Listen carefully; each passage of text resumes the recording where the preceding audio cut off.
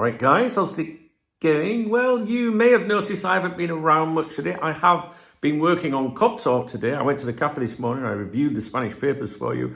There was nothing in them, really. It was all about last night's game. I went over my emails and just been catching up on other things, really. I was going to do some videos for you. I did, plan some videos I wanted to talk to you about. But to be honest with you, it's been dead on here. Since the transfer window closed, it's been dead. And when you're not interacting with the channel, it doesn't really inspire me. I've got to be honest. When you're in there commenting and thumbsing up the videos, I'm like, right, I need to get another video out. Do you know what I mean? So if you enjoy the content, when you can, only when you can, drop me a comment, ask a question, post your opinions. That's very important, your opinions, Thumbs up the video, even thumbs it down. It doesn't matter. Do you know a thumbs down is the same as a thumbs up? It's classed as one view, one engagement. But it shows you're alive. Do you know what I mean, guys? So if you want me to churn out my vids, I need you to meet me halfway. All right? That's all you're going to do. Otherwise, I think, no one's fucking asked anyway. Anyway, listen, I was going to kick back tonight and just fucking watch a bit of telly and that, you know what I mean? But Tom Werner has been talking about some key Liverpool topics.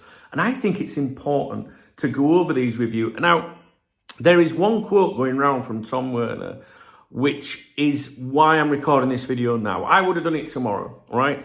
But I thought to myself, now if my people see that, they might think the club is up for sale or they're gonna sell the club or something like that. So it's important for me to get in early, nip it in the bud, and I'll show you the difference between the quote circulating social media and what Tom Werner actually said. Now, what I'm not going to do is go over the entire interview that he participated in, right?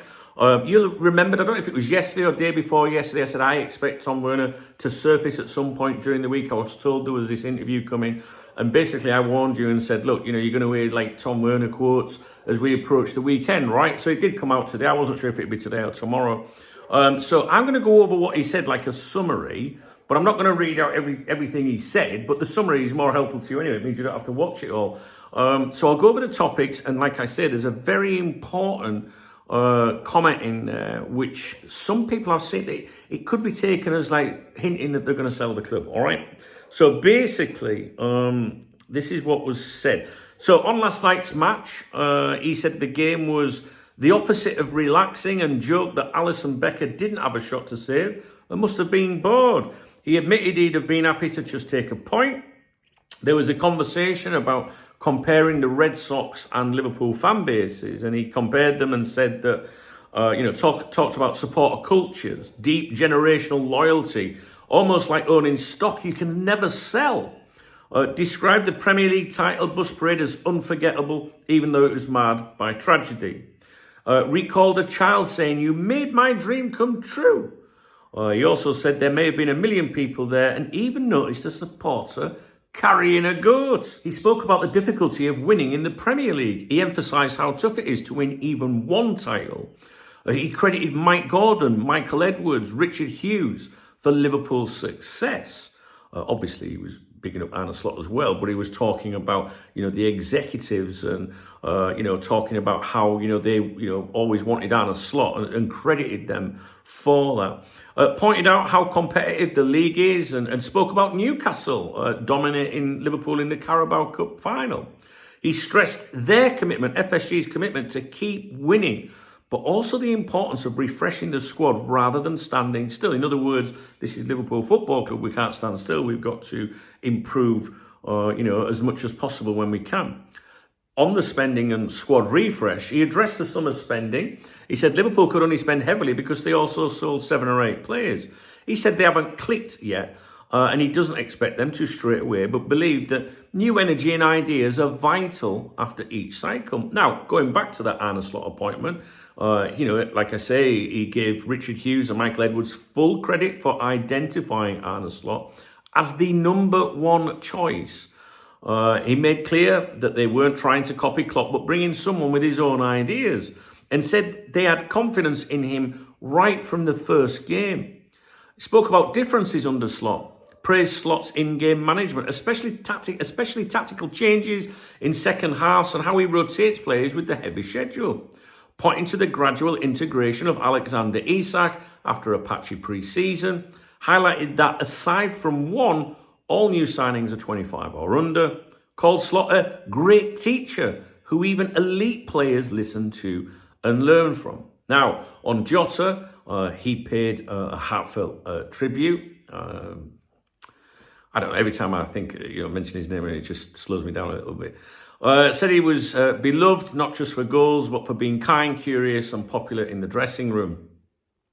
Mentioned his interest in gaming and his esports team. Praised the way he dealt with injuries, never sulking and still contribute important late goals. Said his death hit everybody because of how loved he was. He said Liverpool have a very strong support network. He stressed they immediately reached out to Jota's widow and children to ensure they were financially secure. Called the club a family, acknowledging the cliche, but saying they really do see it that way. And referenced Shankly's line about football being more than life and death, but also Klopp's perspective that it's entertainment, balance is key.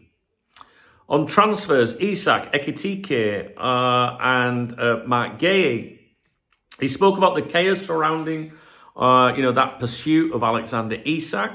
Said Newcastle needed a replacement and Liverpool believed their offer was strong, but Isak still had 3 years left. Pointed out they'd already signed Hugo Ekitike, so if Isak happened, great. But if not, there'd be other options later. Importantly, and you might find this very interesting, especially when the Twitter twats and the so-called ITKs make out that FSG are going to authorise this and sit down for that, right? And this is what he said. He admitted he didn't know much more than what the press was reporting. He said, I didn't know anything more than the news media in terms of what was happening. I thought we were going to get the defender from Crystal Palace. You might find that a bit hard to believe. I do not, right? So, yes, at any time, they can pick the phone up and go, what's happening? But when you employ these people, you employ them to get on with it. So you're not going to be on the phone every day like a football sub, like you would want to know everything that's happening, right? But they don't. They're just cracking on. They get up, they're having the breakfast in the morning. It's like, reading the papers, watching the news and stuff like that. If they want to know what's happening, then of course they can find out what's fucking happening. But I really believed that. I didn't know what was going on. I was just reading what was in the media, to be honest. I like that. Honestly, I think it's me. Further explanation. Right, so, talking about the transfer window, Werner admitted that when it came to the final hours of the window, he didn't have inside knowledge beyond what was being reported in the press. But them Twitter twats did, didn't they, guys? He explained that Newcastle needed to find a replacement before sanctioning Isak's sale, and although Liverpool believed they'd made that strong financial offer, obviously the contract still had 3 years to run, as we just touched on. He added that Liverpool had Ekitike lined up, so, while Isak would have been terrific, he said, the club accepted that if it didn't work out, there would be other further opportunities. There'd be other opportunities down the line. And with specifically on Mark Guéhi in January, will we go for Mark Guéhi in January? The host directly asked, confirmation, Tom? Confirmation you won't be going back in January? Can you confirm that? Werner laughed and replied, no confirmation. The way he paused and delivered it drew laughter from the host, who noted his long laugh. All right. So, in other words, it was a playful but non-committal answer. He didn't rule out a future move, but he certainly didn't confirm one either. His wording left the door open while making it clear he wasn't going to give anything away. Now, FSG's aim and Anfield development. He said FSG's aim is always to leave the club in a better place than when they found it, acknowledging that some years fans love them and some years they don't. We've certainly seen that over the years. Stressed pride not only in trophies but also in what they've done with Anfield. When they came in, plans existed to tear down Anfield like Fenway Park, but they chose to redevelop and expand capacity in a classy way. Said the stadium retains its energy and ghosts and urged people to experience Anfield for themselves. Now, this is a line that's going around on social media that I think needs highlighting or needs correcting, right? If I hadn't have seen this, I would have left this till tomorrow morning, right? So, I've put here the sell it quote, which is going around. So, this is the quote that's going around, right? Some years our supporters love us and some years they don't. But our general feeling at FSG, is just to leave the club in a better place than when we sell it, all right? So to leave the club in a better place than when we sell it. And that's not what he said. His exact, right, so you might not read, the way that's written by these people, whoever have put this quote out there, they're saying, they're just looking at it as like, we want to leave the club in a better place when we sell it or whatever. Do you know what I mean, right? Than when they first came in. The English isn't great, but people were already commenting saying, they're talking about selling it. His exact words, right, guys, his exact words, I can assure you of this, was, some years our supporters love us and some years don't, they don't. But our general feeling is just to leave the club in a better place than when we saw it, all right? So it's when we saw it, not when we sell it. That one word changes the whole meaning. He's talking about stewardship, leaving the club better than when they found it, not about selling it. That little difference is massive, right? When we sell it, that wording would definitely make it sound like they're openly hinting at a future sale, almost like we're custodians until we cash out. It would fuel the FSG selling narrative, which some people are trying to spread a little bit today, I think, versus when we saw it, what he actually said is completely different.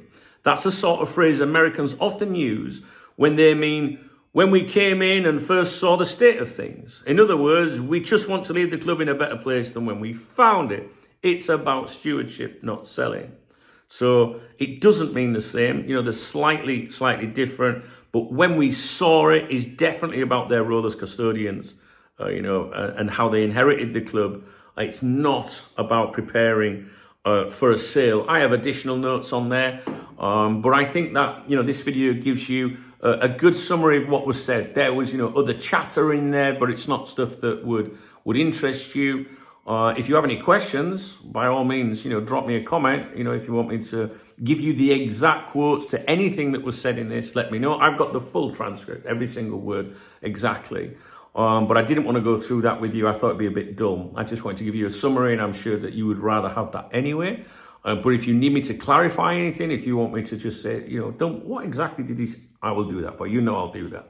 All right, guys, I'll leave it with you. So just be cautious if you hear people saying, they said, they wanted to leave the club in a better way, when they sell it than when they first got it. He didn't say sell it. I've got to be honest with you, when I first saw that, I did that. I was like, oh, fucking hell, hang on a minute. But then I dug. I didn't retweet it. I didn't say this is what he said. I wanted to see it for myself. I wanted to hear it for myself, all right? I think there's a difference there. Well, there's no think about it. There is a difference there. And like I said, the original quote, maybe the English wasn't great anyway, but he didn't say sell it. All right, I'll leave it with you, okay? So if you found this video informative, I told you he was going to surface, right? I was told that he was going to do this interview, so that's pretty good, all right? If you found the video informative, please thumbs up the video, all right? Please drop me a comment. Show me you're still out there. Do you know what I'm saying, guys? If you want to support the channel, there's what's it called? There's a love heart under the video. It's a super thanks. All right, it's like buy me a beer or a coffee. You can do that. And I always give a shout out to everyone that does that in my morning briefings on my other YouTube channel. The link to that channel is in the video description, and it will also pop up on here roundabout. Now, also in the video description is ways that you can join the channel, or you can subscribe to my other YouTube channels as well, which, if KopTalk TV is going to be quiet for a bit now the window's closed, I will focus on those other channels. So if you want all the LFC stuff, just show me you're alive, guys, all right? Because I've got stuff that I wanted to go over with you today. I will do those videos tomorrow. I've been up since 4:30 this morning, right? I'm not sleeping very well. If you watch my morning briefings, I'm always moaning about that and fucking taxes. No, I've been up since 4:30, so I'm not going to do those videos now. Tomorrow I'll go over them. There's going to be a number of videos for you tomorrow. All right, I hope you're okay. Yeah, Merseyside derby next, man. Bring them fuckers on, man. I can't wait for that game. Honestly, I know a lot of you are still talking about yesterday's game. I'm not like that. I'm very much like that's history. All right, we did what we had to do. Let's get on to the next game and batter them people from the other team. All right, guys, take it easy. Hooray.